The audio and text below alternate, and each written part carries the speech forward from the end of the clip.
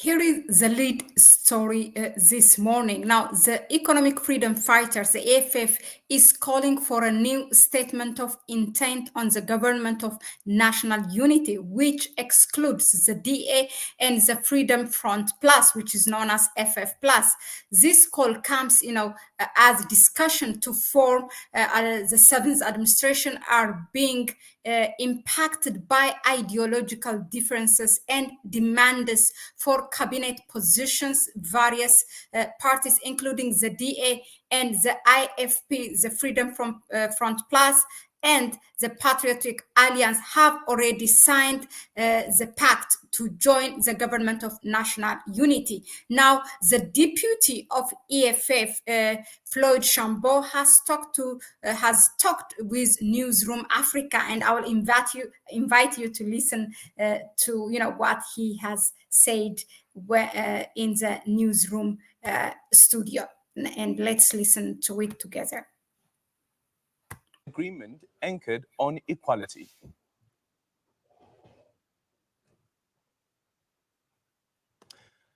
And the Deputy President of the Economic Freedom Fighters is now joining us in studio, Floyd Chivambo. Floyd, a very good morning to you. Thank you so much for making time for us. Good morning, and good morning to viewers of Newsroom Africa. You may have seen the Sunday papers indicating that there is a deal in place. The Federal Executive of the Democratic Alliance meeting today. You haven't seen it? No, I have not seen that. But also, I don't operate like that. We don't operate on unofficial communication of decisions. We operate strictly on the official communication of the issues that we're dealing with. So if we have communicated and written a letter to the ANC as to what we propose should happen, we only deal with what they will write back to us. We do not operate on behalf of, on the basis of leaked documents and leaked discussions. We operate on official information because we're an organization that is self-respecting and take ourselves very serious. So everything else that we deal with is official information, not what is in the newspapers. Yeah. So does that mean that the EFF is still hopeful that your proposal could find fertile ground within the ANC? Look, we have written a letter to the ANC following our meeting, which we held on Friday, to talk about our proposal that there should be a government that must be constituted for the seventh administration here in South Africa. And then that government should exclude the Democratic Alliance and the Freedom Front Plus, but all other parties that can easily associate with the values and foundational principles that are contained in the Freedom Charter, but also can pursue redress policies and legislation, but also will associate with progressive internationalism, which is basically to say we should fight on the same side as the Global South. We must reaffirm our participation in BRICS plus countries now, and we must oppose imperialism. That is basically what we had said should be done, constitute a government moving forward. And we even said, by the way, that if the ANC is not convinced that the EFF is a preferred partner, it can go ahead and constitute the minority government outside of the EFF, but they must definitely not work with the Democratic Alliance and Freedom Front Plus. That is the principal position that we communicated. Yeah. But do you believe that this proposal will find fertile ground? Look, remember, it's not an issue of belief now. It's an issue of we've articulated our views. Okay, let me ask you a sensible view. Yeah, okay. Let me ask you this way. What necessitated the meeting, the Friday meeting? No, because when we spoke, it was almost clear that you don't want to be part of the government of national unity, of course, and it almost seems that this is a new proposal that you are putting forward. So what necessitated the Friday meeting? Because it almost seemed as though that you've given up. No. That you know that there's going to be this coalition, as you called it, between the Democratic Alliance and the EFF. So when we last spoke, we had two meetings with the African National Congress, and the ANC had not come back to us because they were still grappling with the definition of what they call a government of national unity. And then when we're now constituting parliament, and then actually we're in Cape Town, we're finalizing the constitutive meetings of a parliament in terms of how the committees are going to be composited and a variety of other things. And the ANC reached out to us to say that we can now meet to make follow-up on the first two meetings that we had before. And then we went there with a very comprehensive, sensible proposition that let's constitute government, because Parliament cannot function optimally without a government that is in place, because you cannot be able to constitute committees, you cannot pass budget votes, and you cannot allocate, you cannot involve yourself in the appropriation process, which is about allocation of resources for different functions of the state. Then we had said that let's constitute government, but let's do so without a Democratic Alliance, because it doesn't help. You must not be beholden to the Democratic Alliance, which is making irrational demands. We then said that we don't have to be part of that government as the EFF, but we cannot hold it ransom like the DA is doing to you currently. That is basically what we're communicating. So what was the attitude of the ANC? Why were they meeting? The meeting was to discuss what is to be done now, because remember, there is not yet an agreement as far as we're concerned. Did they have a proposal? After the two meetings that you had, there was no proposal? There's no proposal. So it was just a follow-up meeting? Yeah, there's no proposal that came from the ANC, but it appears that the ANC wants to invite everyone else on the basis of a statement of intent, which was co-signed by Helen Zille and the Secretary General of the ANC, Comrade Fikile Mbalula. And we say to the ANC that we cannot be signatory to a DA-ANC alliance, because what is being constituted now is a grand coalition between the African National Congress and the DA. That is why everyone else who joins into that marriage, into that arrangement, just signs that same statement of intent.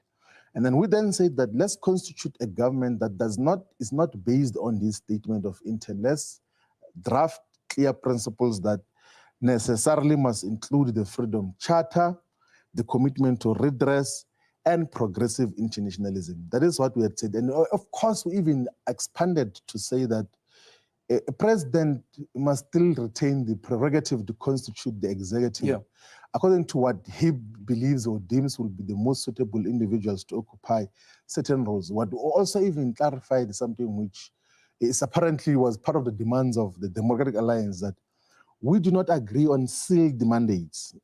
Sealed mandates is a situation where a department does not account to the collective or doesn't account to a president, but only accounts to the political party which represents the person who is the minister or a deputy minister. We say that we don't agree to that. There must be a collective mandate, an agenda. There must be systems that have a unitary and solid government that operates seamlessly without any contradictions, without different directions that must be pursued. That is basically what we got to communicate, and we think is a sensible thing to do. And our emphasis is that we are not desperate for positions. We're not there to go and beg for positions. We said that constitute government. You do not have to appoint us if you think we're not suitable, but don't be beholden, don't be held at ransom by a racist organization, the Democratic Alliance, which is about protection of white supremacy and white privilege, which was gained through apartheid and colonialism. And then the decision behind releasing this letter or the email that was sent to the General Secretary of the ANC, was it to tell the public that this is what we have proposed, this is the meeting that took place, this is what we have put on the table? So, it does sound, some would say, for instance, if you speak about the sealed mandates and the Democratic Alliance is proposing that there must be sealed mandates, that you are saying that, no, we're opposed to a sealed mandate, which perhaps makes it a bit more lucrative compared to what the Democratic Alliance is proposing.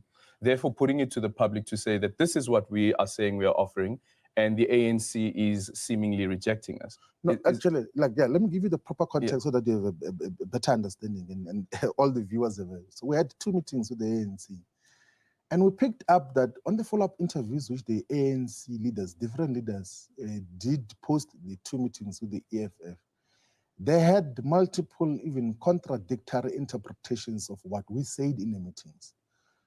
And those meetings were recorded. We actually said that this is not secret meetings. Even the meeting that we held now with the ANC, we said that this is not a secret meeting.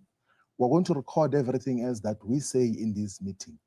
And then after that, we then wrote down to say that what we said in the meeting orally, now we're going to write it down so that there are no multiple interpretations. Actually, the letter commences by stating that we are writing to you following our meeting so that there are no multiple interpretations of what we said. And then we then got to summarize the contents of what we had verbally communicated in the meeting.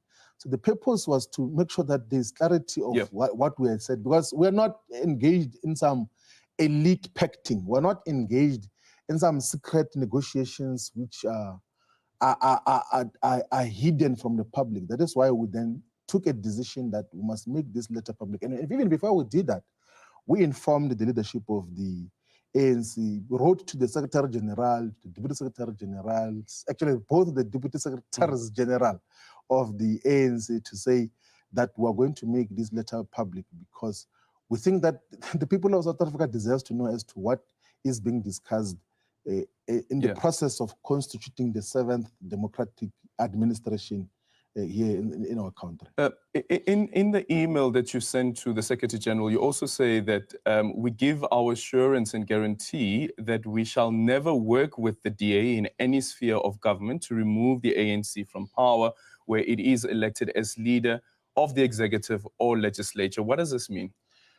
So, you know, what we had picked up is that the DA's arrogant and irrational, disrespectful demands to the African National Congress was on a gun pointed on its head that if you don't comply with our demands, we're going to possibly try to mobilize the other opposition parties and take you out of government.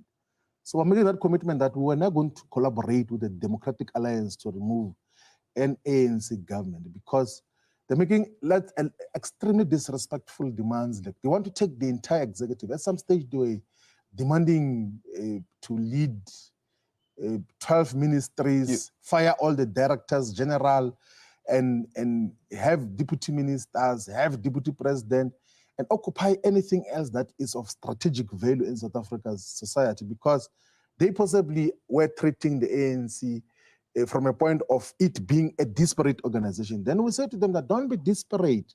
There is no one who is going to, despite the fact that he didn't get 50% plus one, but you got 40%, there's no one who is going to now make irrational and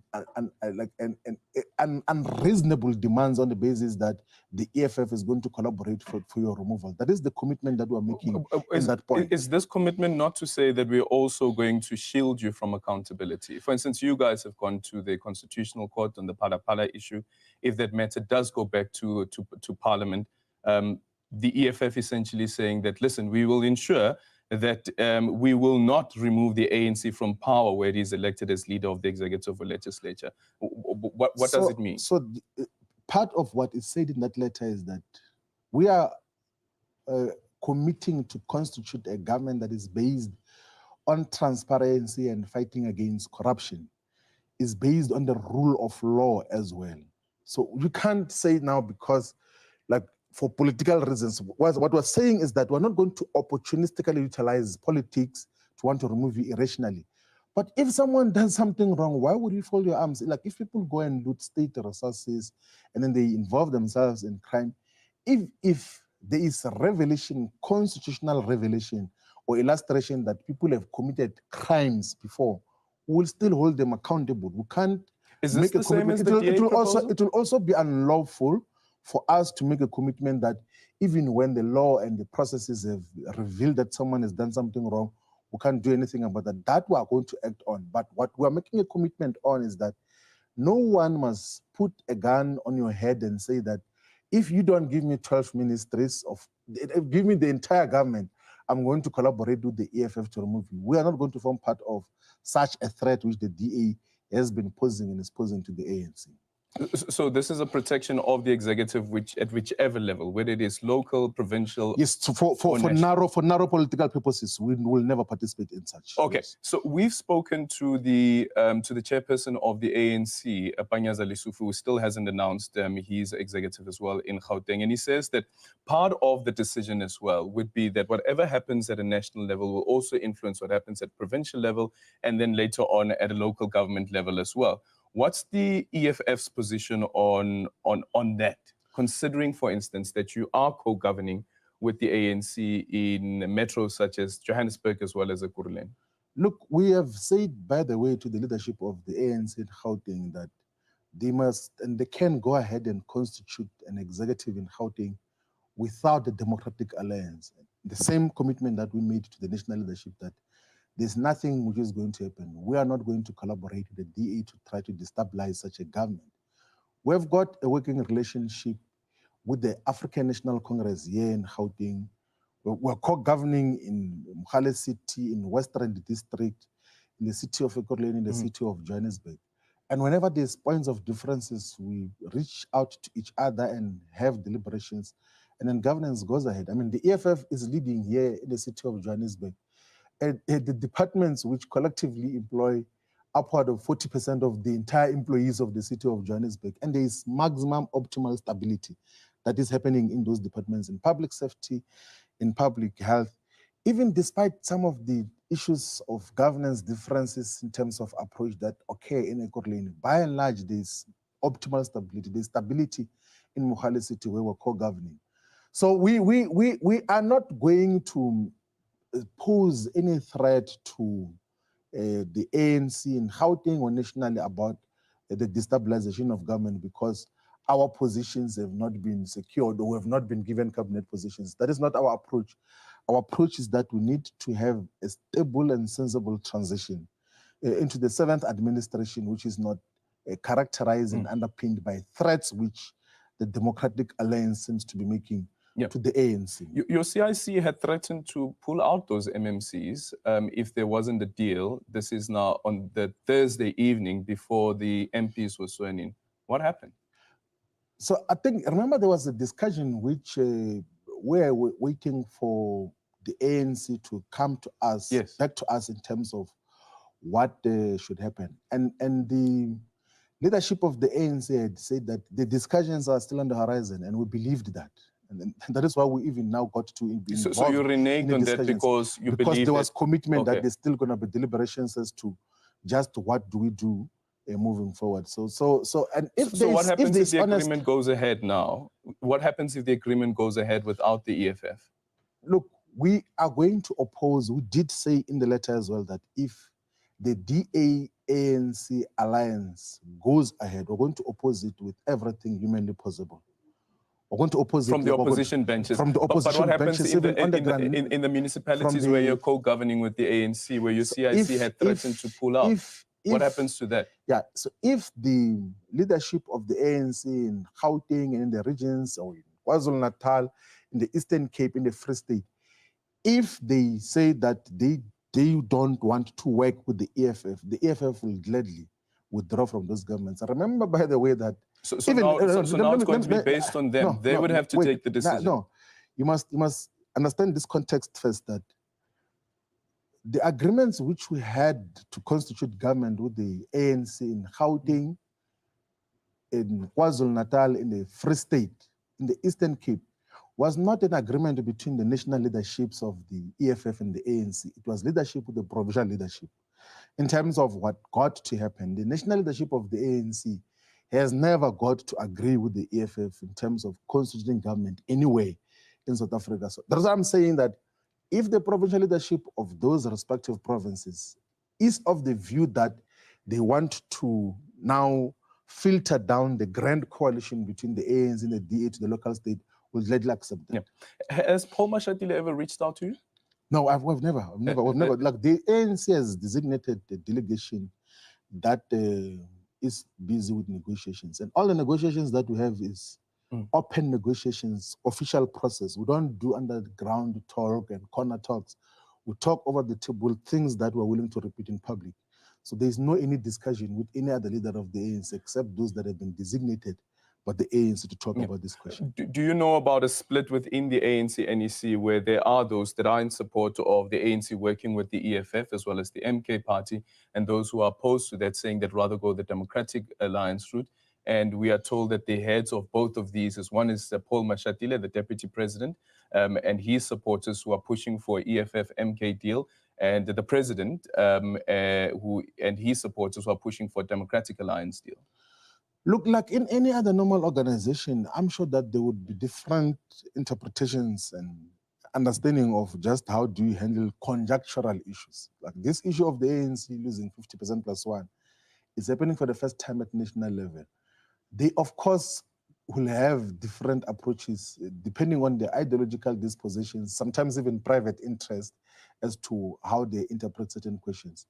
What we are dealing with ourselves is to treat the ANC that here is our proposal to the entire ANC so that they do not have deliberations with a false view that the only option that they have now is to work with the Democratic Alliance. We have presented a clear framework that is based on the Freedom Charter, that is based on progressive internationalism, that is based on the principle of redress. And we're saying that you can pursue alternate options. You are not beholden to the Democratic Alliance. So we, of course, will contribute to what the ANC gets to deliberate. We're not interested in the internal dynamics of the ANC, but we know that they obviously cannot be homogeneous in terms of how they approach this question. Okay.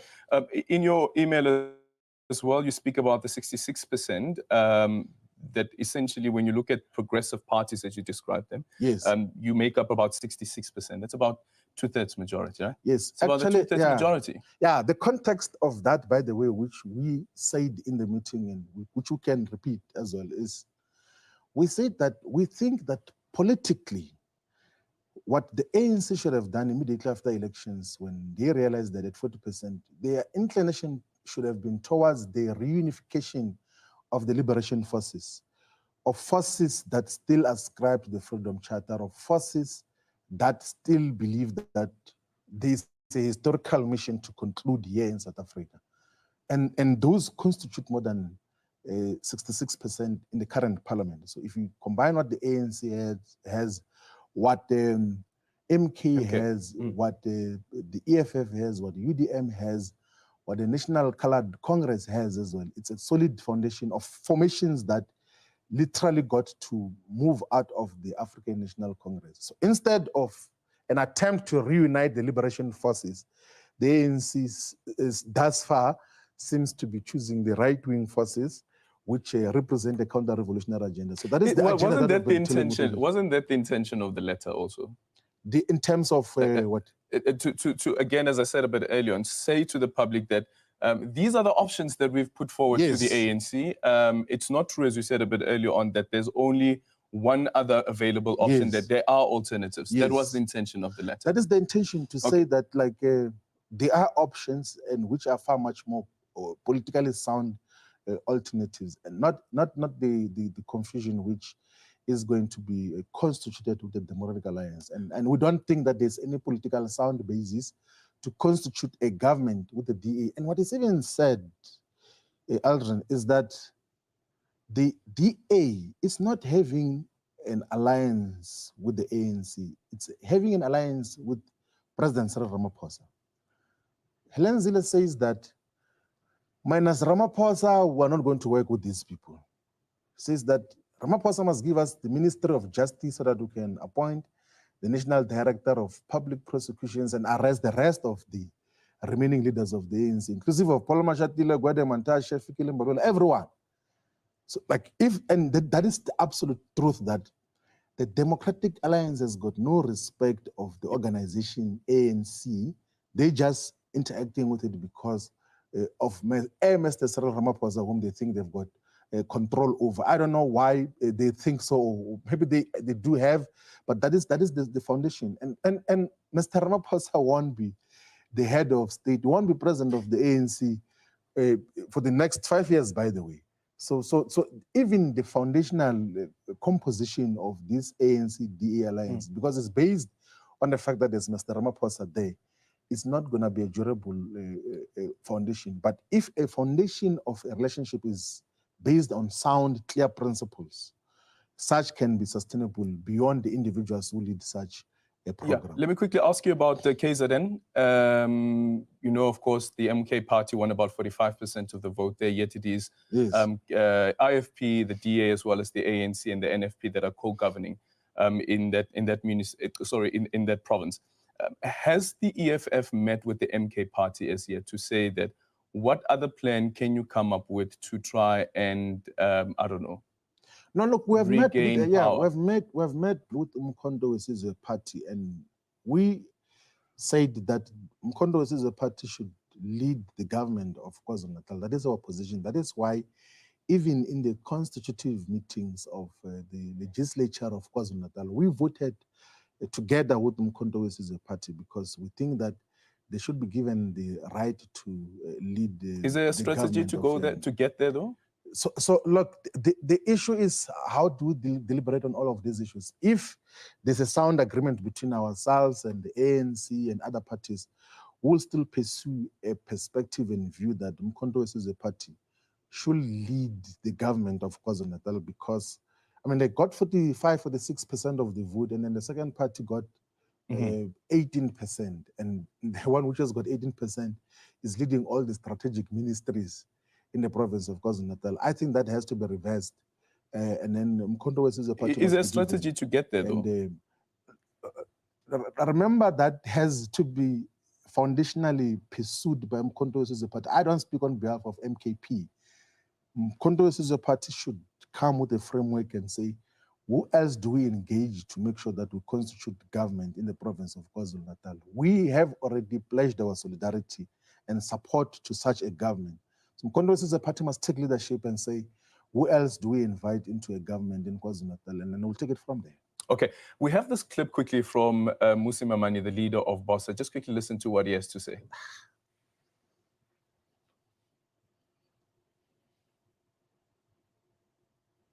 Okay, let's see if we have the clip there from the leader of Build One South Africa, Mmusi Maimane. Okay, we have it now. Okay, let's quickly hear it. I think these issues we should rather than sitting around going, this party is a black party or a white party. I think that's a misnomer. I think we have a problem of whiteness broadly, if you want to talk about a superior attitude. Then if a party wants to bring that to the attitude, that is not something that is given to a particular party. A particular individual can bring that. So for me, if we leave that at the door and say, how do we work for all South Africans? And that's an invitation to black and white South Africans to work towards that ideal. I think we can participate together. And in my engagement, even with parties like the Freedom Front Plus, I found them, even though they represent Afrikaner South Africans, have never said that must come at the expense of black South Africans as an argument. So that is a basis upon which we would engage them on a plan to say, how do we deliver for South Africa? Your response to that? I don't know what he's saying, honestly. Like, I struggle most of the time to hear coherence from Mr. Maimane. With due respect, I don't know what he's saying. What I know is that there are political parties in South Africa that represents white supremacy and the protection of white privilege, which was gained through colonialism and apartheid. And those include the Freedom Front Plus, those include the Democratic Alliance. That is why, despite the falsehood which the DA campaigns through, that wherever they govern, everything else is better. Go to the Western Cape, the poorest of the poor, the highest decay of urban poverty is found in the Western Cape under the Democratic Alliance. And that is where the black majority and Africans in particular reside.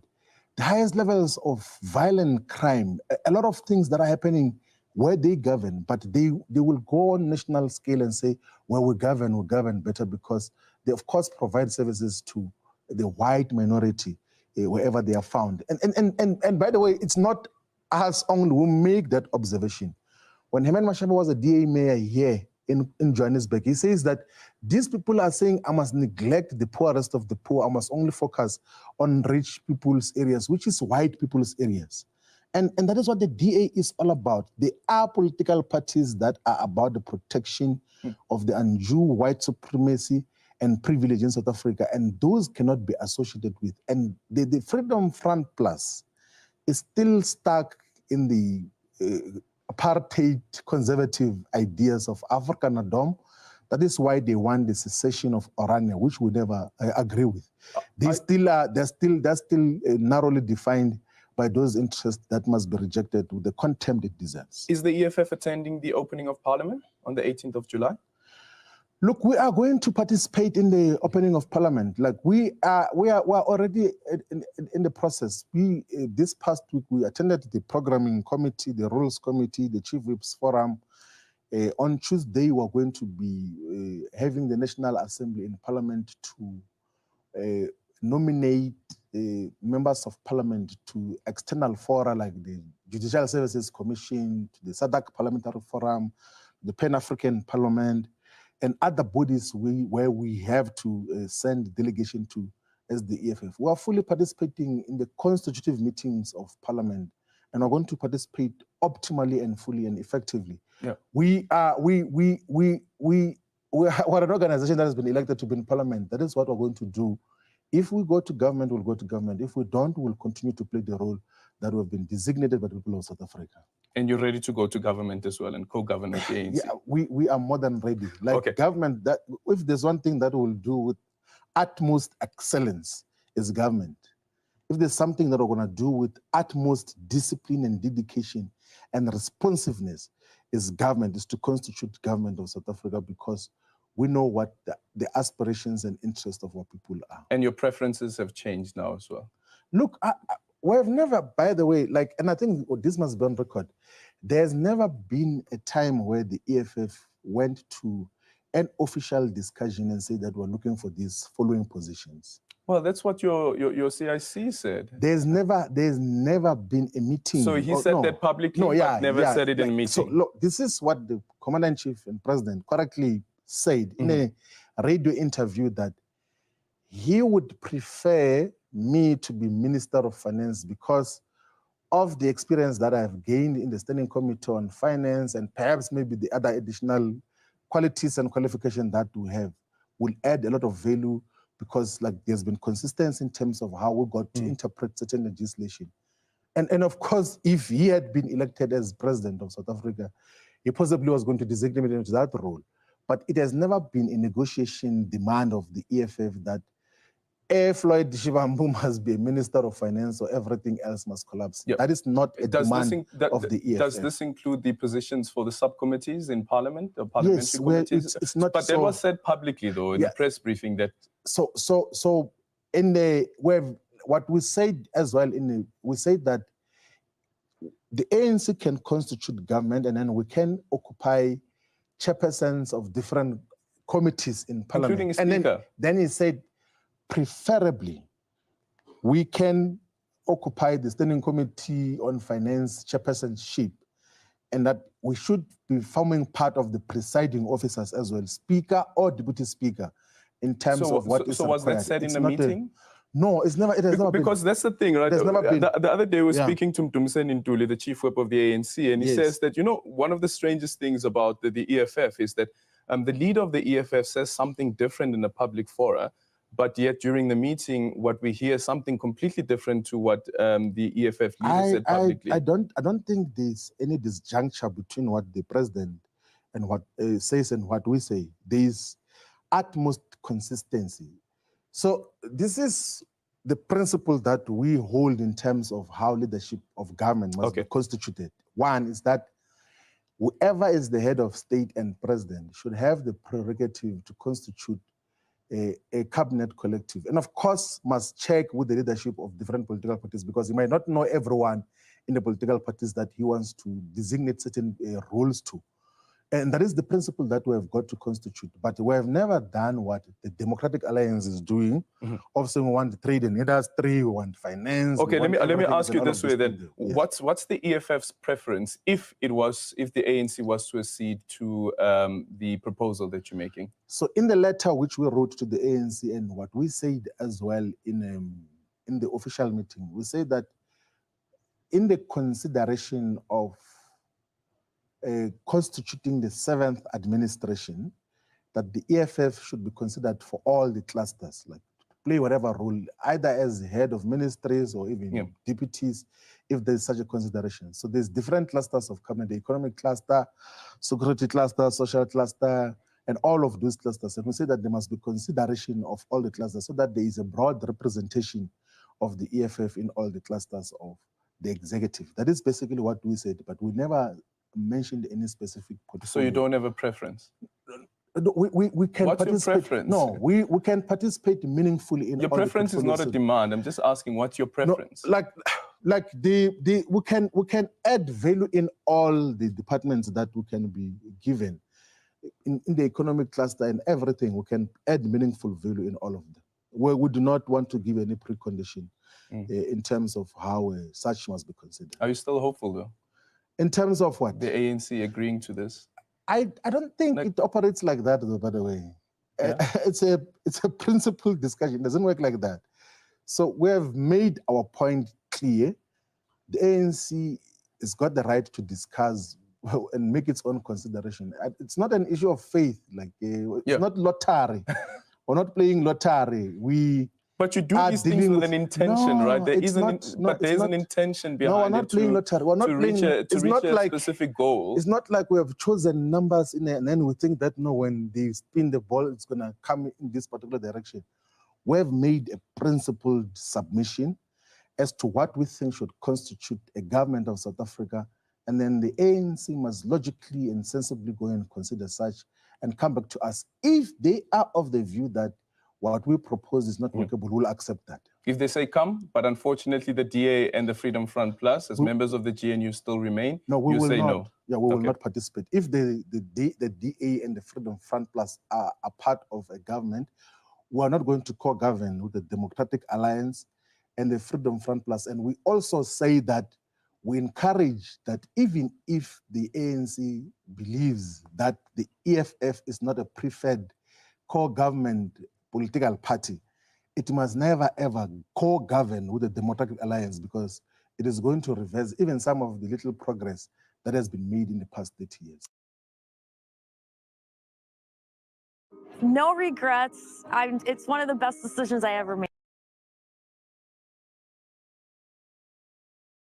Yeah, so you have seen the man has, tried, the deputy of EFF tried to respond, I would say, in a very disciplined manner and respectfully, but it's up to us to make a conclusion and pull a receipts and what did EFF, did wrong or did right, and all the things that applies to all the parties. But in any case, we really hope here at Connect Africa all the best to the people of South Africa, that they can reach something that's peaceful and functional and that will work to the people that are suffering, which is the Black South Africans. That's our belief.